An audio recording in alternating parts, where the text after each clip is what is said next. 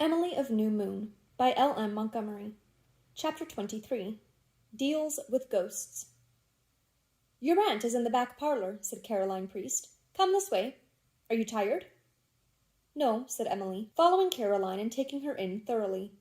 If Caroline were a witch, she was a very small one. She was really no taller than Emily herself.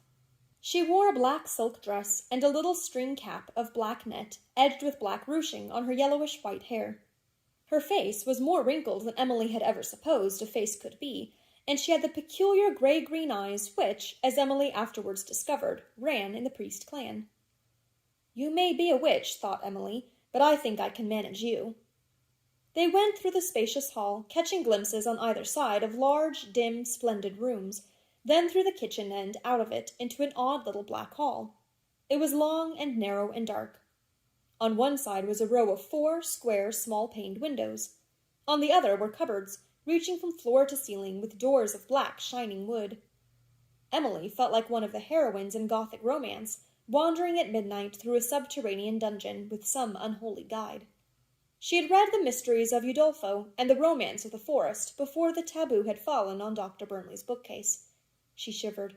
It was awful, but interesting. At the end of the hall, a flight of 4 steps led up to a door. Beside the steps was an immense black grandfather's clock reaching almost to the ceiling. "We shut little girls up in that when they're bad," whispered Caroline, nodding at Emily as she opened the door that led into the back parlor. "I'll take good care you won't shut me up in it," thought Emily.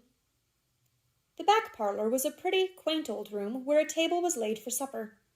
Caroline led Emily through it and knocked at another door, using a quaint old brass knocker that was fashioned like a chessy cat, with such an irresistible grin that you wanted to grin too when you saw it. Somebody said, "Come in," and they went down another 4 steps. Was there ever such a funny house? Into a bedroom. And here at last was Great Aunt Nancy Priest, sitting in her armchair, with her black stick leaning against her knee, and her tiny white hands, still pretty, and sparkling with fine rings, lying on her purple silk apron. Emily felt a distinct shock of disappointment. After hearing that poem in which Nancy Murray's beauty of nut-brown hair and starry brown eyes and cheek of satin rose had been berhymed, she had somehow expected Great Aunt Nancy, in spite of her 90 years, to be beautiful still. But Aunt Nancy was white-haired and yellow-skinned, and wrinkled and shrunken, though her brown eyes were still bright and shrewd. Somehow she looked like an old fairy, an impish, tolerant old fairy who might turn suddenly malevolent if you rubbed her the wrong way. Only fairies never wore long, gold-hasseled earrings that almost touched their shoulders, or white lace caps with purple pansies in them. "So this is Juliet's girl," she said, giving Emily one of her sparkling hands. "Don't look so startled, child. I'm not going to kiss you. I never held with inflicting kisses on defenseless creatures simply because they were so unlucky as to be my relatives. Now, who does she look like, Caroline?" Emily made a mental grimace. Now for another ordeal of comparisons, wherein dead-and-gone noses and eyes and foreheads would be dragged out and fitted on her. She was thoroughly tired of having her looks talked over in every gathering of the clans. "Not much like the Murrays," said Caroline, peering so closely into her face that Emily involuntarily drew back. "Not so handsome as the Murrays." "Nor the Stars, either. Her father was a handsome man. So handsome that I'd have run away with him myself if I'd been 50 years younger. There's nothing of Juliet in her that I can see. Juliet was pretty. You were not as good-looking as that picture made you out, but I didn't expect you would be. Pictures and epitaphs are never to be trusted. Where's your bang gone, Emily?" Aunt Elizabeth combed it back. "Well, you comb it down again while you're in my house. There's something of your grandfather Murray about your eyebrows. Your grandfather was a handsome man, and a darned bad-tempered one. Almost as bad-tempered as the priests, eh, Caroline?" "If you please, Great Aunt Nancy," said Emily deliberately, "I don't like to be told I look like other people. I look just like myself." Aunt Nancy chuckled. "Spunk, I see. Good. I never cared for meek youngsters. So you're not stupid, eh?" "No, I'm not." Great Aunt Nancy grinned this time. Her false teeth looked uncannily white and young in her old brown face. "Good. If you've brains, it's better than beauty. Brains last, beauty doesn't. Me, for example. Caroline here, now, never had either brains nor beauty, had you, Caroline? Come, let's go to supper. Thank goodness my stomach has stood by me if my good looks haven't." Great Aunt Nancy hobbled, by the aid of her stick, up the steps and over to the table. She sat at one end, Caroline at the other, Emily between, feeling rather uncomfortable. But the ruling passion was still strong in her, and she was already composing a description of them for the blank book. "I wonder if anybody will be sorry when you die," she thought, looking intently at Caroline's wizened old face. "Come now, tell me," said Aunt Nancy. "If you're not stupid, why did you write me such a stupid letter that first time? Lord, but it was stupid. I read it over to Caroline to punish her whenever she is naughty." "I couldn't write any other kind of a letter because Aunt Elizabeth said she was going to read it." "Trust Elizabeth for that. Well, you can write what you like here, and say what you like, and do what you like. Nobody will interfere with you or try to bring you up. I asked you for a visit, not for discipline. Thought likely you'd have enough of that at New Moon. You can have the run of the house, and pick a beau to your liking from the priest boys. Not that the young fry are what they were in my time." "I don't want a beau," retorted Emily. She felt rather disgusted. Old Kelly had ranted about beaux half the way over, and here was Aunt Nancy beginning on the same unnecessary subject.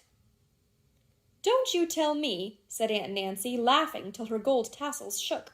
"There never was a Murray of New Moon that didn't like a beau. When I was your age I had half a dozen. All the little boys in Blair Water were fighting about me. Caroline here now never had a beau in her life, had you, Caroline?" "Never wanted one," snapped Caroline. 80 and 12 say the same thing, and both lie," said Aunt Nancy. "What's the use of being hypocrites among ourselves? I don't say it isn't well enough when men are about.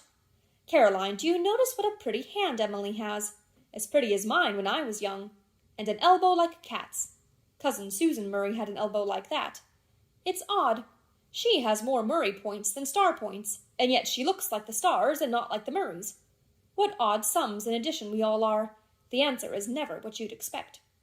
Caroline, what a pity Jarback isn't home. He'd like Emily. I have a feeling he'd like Emily. Jarback's the only priest that'll ever go to heaven, Emily. Let's have a look at your ankles, Puss." Emily rather unwillingly put out her foot. Aunt Nancy nodded her satisfaction. "Mary Shipley's ankle. Only one in a generation has it. I had it. The Murray ankles are thick. Even your mother's ankles were thick. Look at that instep, Caroline. Emily, you're not a beauty, but if you learn to use your eyes and hands and feet properly, you'll pass for one. The men are easily fooled, and if the women say you're not, 'twill be held for jealousy." Emily decided that this was a good opportunity to find out something that had puzzled her. "Old Mr. Kelly said I had come-hither eyes, Aunt Nancy. Have I? And what are come-hither eyes?" "Jock Kelly's an old ass. You haven't come-hither eyes. It wouldn't be a Murray tradish." Aunt Nancy laughed. "The Murrays have keep-your-distance eyes, and so have you, though your lashes contradict them a bit. But sometimes eyes like that, combined with certain other points, are quite as effective as come-hither eyes.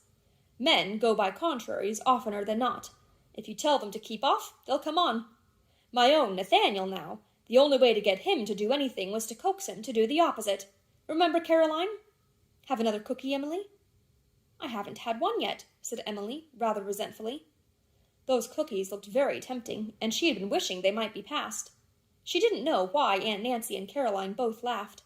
Caroline's laugh was unpleasant, a dry, rusty sort of laugh. No juice in it, Emily decided. She thought she would write in her description that Caroline had a thin, rattling laugh. "What do you think of us?" demanded Aunt Nancy. "Come now, what do you think of us?" Emily was dreadfully embarrassed. She had just been thinking of writing that Aunt Nancy looked withered and shriveled, but one couldn't say that. One couldn't. "Tell the truth and shame the devil," said Aunt Nancy. "That isn't a fair question," cried Emily. "You think," said Aunt Nancy, grinning, "that I'm a hideous old hag, and that Caroline isn't quite human. She isn't. She never was. But you should have seen me 70 years ago. I was handsomest of all the handsome Murrays. The men were mad about me. When I married Nat Priest, his 3 brothers could have cut his throat. One cut his own. Oh, I played havoc in my time. All I regret is I can't live it over. 'Twas a grand life while it lasted. I queened it over them. The women hated me, of course, all but Caroline here. You worshipped me, didn't you, Caroline? And you worship me yet, don't you, Caroline? Caroline, I wish you didn't have a wart on your nose." "I wish you had one on your tongue," said Caroline waspishly. Emily was beginning to feel tired and bewildered. It was interesting, and Aunt Nancy was kind enough in her queer way, but at home Ilse and Perry and Teddy would be foregathering in Lofty John's bush for their evening revel, and Saucy Sal would be sitting on the dairy steps, waiting for Cousin Jimmy to give her the froth. Emily suddenly realized that she was as homesick for New Moon as she had been for Maywood, her first night at New Moon. "The child's tired," said Aunt Nancy. "Take her to bed, Caroline. Put her in the pink room." Emily followed Caroline through the back hall, through the kitchen, through the front hall, up the stairs, down a long hall, through a long side hall. Where on earth was she being taken? Finally, they reached a large room. Caroline set down the lamp and asked Emily if she had a nightgown. "Of course I have. Do you suppose Aunt Elizabeth would have let me come without one?" Emily was quite indignant. "Nancy says you can sleep as long as you like in the morning," said Caroline. "Good night. Nancy and I sleep in the old wing, of course, and the rest of us sleep well in our graves." With this cryptic remark, Caroline trotted out and shut the door. Emily sat down on an embroidered ottoman and looked about her.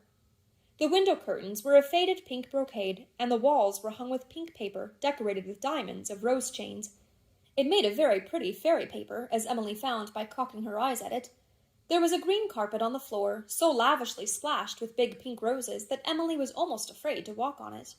She decided that the room was a very splendid one. "But I have to sleep here alone, so I must say my prayers very carefully," she reflected. She undressed rather hastily, blew out the light, and got into bed.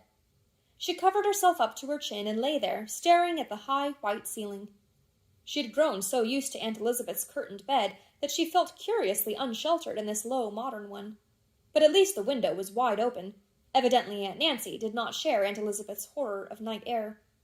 Through it, Emily could see summer fields lying in the magic of a rising yellow moon. But the room was big and ghostly. She felt horribly far away from everybody. She was lonesome, homesick. She thought of old Kelly and his toad ointment. Perhaps he did boil the toads alive after all. This hideous thought tormented her. It was awful to think of toads, or anything, being boiled alive. She had never slept alone before. Suddenly she was frightened. How the window rattled! It sounded terribly, as if somebody or something were trying to get in. She thought of Ilse's ghost. A ghost you couldn't see, but could hear and feel was something especially spooky in the way of ghosts. She thought of the stone dogs that went "woo-oo-oo" at midnight. A dog did begin to howl somewhere. Emily felt a cold perspiration on her brow. What had Caroline meant about the rest of them sleeping well in their graves? The floor creaked. Wasn't there somebody, or something, tiptoeing round outside the door? Did something move in the corner? There were mysterious sounds in the long hall. "I won't be scared," said Emily. "I won't think of those things, and tomorrow I'll write down all about how I feel now." And then she did hear something. Right behind the wall at the head of her bed. There was no mistake about it. It was not imagination. She heard distinctly strange, uncanny rustles, as if stiff silk dresses were rubbing against each other, as if fluttering wings fanned the air, and there were soft, low, muffled sounds like tiny children's cries or moans. They lasted. They kept on. Now and then they would die away, then start up again. Emily cowered under the bedclothes, cold with real terror. Before, her fright had been only on the surface. She had known there was nothing to fear, even while she feared. Something in her braced her to endure. But this was no mistake, no imagination. The rustles and flutterings and cries and moans were all too real. Wither Grange suddenly became a dreadful, uncanny place. Ilse was right. It was haunted, and she was all alone here with miles of rooms and halls between her and any human being. It was cruel of Aunt Nancy to put her in a haunted room. Aunt Nancy must have known it was haunted. Cruel old Aunt Nancy, with her ghoulish pride in men who had killed themselves for her. Oh, if she were back in dear New Moon, with Aunt Elizabeth beside her. Aunt Elizabeth was not an ideal bedfellow, but she was flesh and blood. And if the windows were hermetically sealed, they kept out spooks as well as night air. Perhaps it won't be so bad if I say my prayers over again, thought Emily. But even this didn't help much.